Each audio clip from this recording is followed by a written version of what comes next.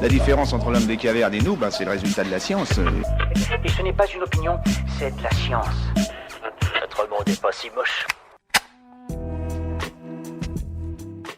Les vertus cachées du CO2.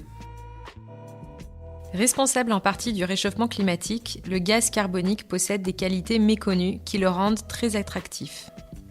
À chaque conférence sur le changement climatique, la plupart des décisions internationales visent à réduire de façon drastique les émissions de CO2 dans l'atmosphère.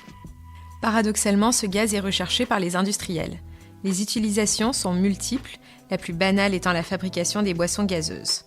Car si la bière génère son propre CO2 et si celui des eaux minérales pétillantes est capté à la source, celui qu'on introduit dans les sodas peut provenir de très loin. Historiquement, les premières sources d'approvisionnement en CO2 sont des gisements souterrains identifiés à l'occasion de forages pétroliers. Ainsi, en France, une réserve de plusieurs milliards de mètres cubes de dioxyde de carbone a été découverte à 2500 mètres de profondeur.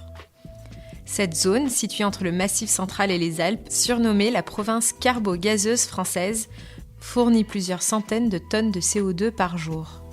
La seconde source de CO2 est sa captation à la sortie des cheminées d'usines. C'est une association gagnant-gagnant. D'un côté, les professionnels récupèrent leurs matières premières, de l'autre, des sociétés polluantes deviennent vertueuses. Actuellement, 230 millions de tonnes de CO2 générées par des centrales thermiques, des cimenteries ou des usines métallurgiques sont ainsi recyclées. Mais cela ne représente que 0,5% des 41 milliards de tonnes qui ont été émises en 2017. Un niveau trop faible pour avoir un impact sur la réduction de l'effet de serre. Pour que la capture et la valorisation du CO2 se généralisent et deviennent intéressantes pour les industriels, il faudrait que le prix de ce gaz sur le marché du droit à polluer, avoisine les 85 € la tonne. Aujourd'hui, il ne coûte qu'une dizaine d'euros. Les scientifiques sont déjà dans les starting blocks, ils peaufinent des techniques qui permettraient de fabriquer de l'hydrogène, des alcools et des polymères avec du CO2. Seuls les tarifs trop bas brident encore leur fabrication à un échelon industriel. Voilà. Il ne reste plus qu'à vous remercier de votre attention.